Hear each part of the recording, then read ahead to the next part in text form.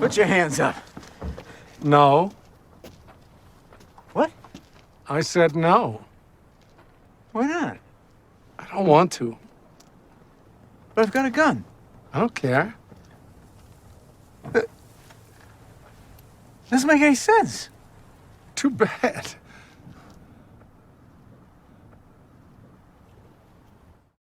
Hey Exiles, Chronic Painless here with the Week 2 Crucible League update to my Blade Vortex League Starter Build Guide. In this video, I want to talk about the incredibly potent combo of Heatshiver and the new Scorch node on the Crucible trees.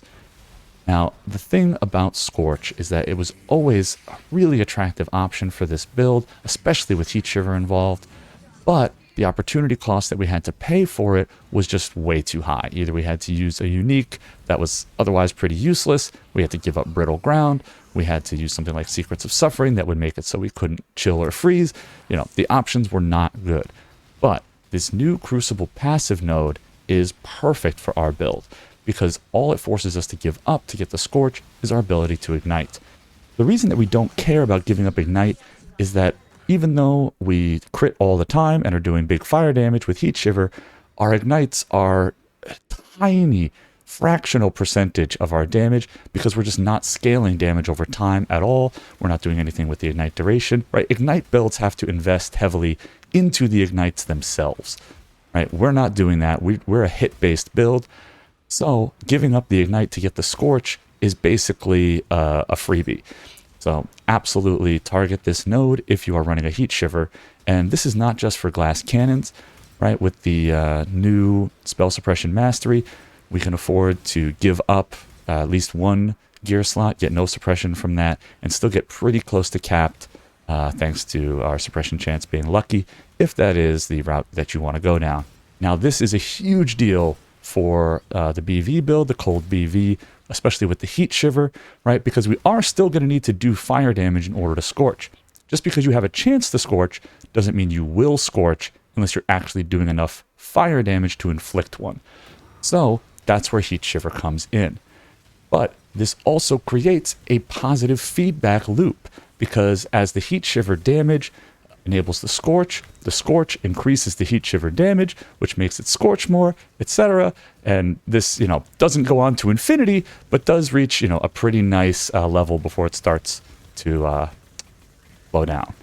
Now, the thing about Heatshiver is that it's really important to remember that when you're looking at the POE damage numbers, it's very easy to get baited into higher damage, but lower ailment threshold, right? So pay really close attention to make sure that you're not giving up too much freezing potential while boosting your fire damage. So keep an eye on that calcs page and make sure that, you're still keeping that ailment threshold at a very comfortable level so that you're reliably freezing beefy targets, or else this Heatshiver Scorch combo isn't going to do anything for you.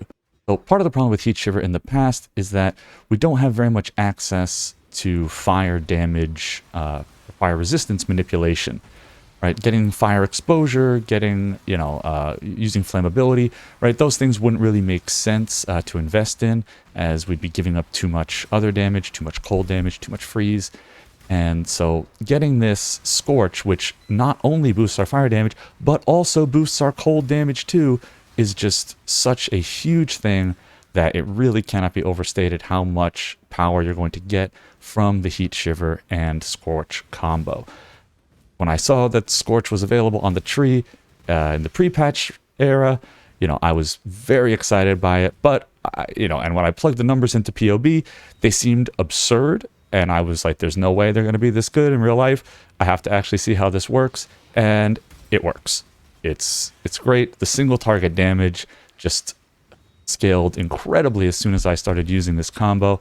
And obviously, it did not impact my ability to freeze beefy targets in a significant way. Now, we're going to boost this combo even more with Herald of Ash and Elemental Weakness Curse.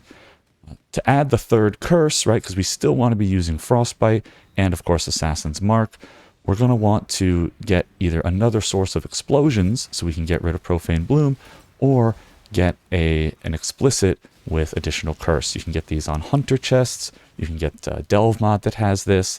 And with that, you can apply all 3 curses, and elemental weakness is pretty strong when you're doing 2 types of damage. Also wanted to talk briefly about some other Crucible passives, notably the mod that gives minus local crit chance in exchange for global crit strike multiplier. Now, thankfully, this mod does not affect our actual ability to crit because the minus crit is being applied locally to the weapon itself, and therefore is not affecting our spells at all. When you look in POB, you're going to have to delete this mod manually because it is applying it as though it was global, but we can see in game that that is very much not the case, and so go ahead and target this mod as it is nothing but upside for our build. Another really strong Crucible node is the Culling Strike on marked targets. Now, this is really useful because Culling Strike is obviously a very powerful mechanic for bossing, helping you get over that last little hurdle, and doing it only to marked targets is pretty much just saying, culling when you need it most, right? We're not going to really care if we have Culling Strike against random trash mobs in a map, but, against beefier guys, against bosses, some of those Crucible monsters, right? That's when we're going to want that culling, and of course, that's when we're going to have it, because those are the targets that we're going to actually bother marking. The last node that I want to highlight is kind of a sneaky one, in that you might think that it's not that good for us, but when you run the numbers, it really does come out to a huge advantage. And that is the node that gives increased damage per charge, but reduces your maximum charges. Now, you might think, oh, hey, minus maximum power charges, keep that away from me. But getting, going from 7 power charges to 6 power charges on my build, right, to get that 90% increased damage, wound up being basically break even on my Blade Vortex. But crucially, that 90% increased damage is applying to my explosions, right? So that is just generic damage that is applying to all of my, right? It's not spell damage. It's not, just cold damage or just element, right? That is applying to all of my explosions. Everything that I'm doing is getting boosted by that. So it is absolutely worth it. Even if you're trading off a tiny bit of DPS to make your explosions that much more potent, you will absolutely notice the difference. So go ahead and take this node without fear. I might even, experiment with getting some more charges into the build. There's a lot of theory crafting still to be done, and I think I am finally at that phase of the league where I can really start going out there and experimenting with some cool stuff. So stay tuned. I'll have some more updates in the coming weeks. And as always, gotta stay painless.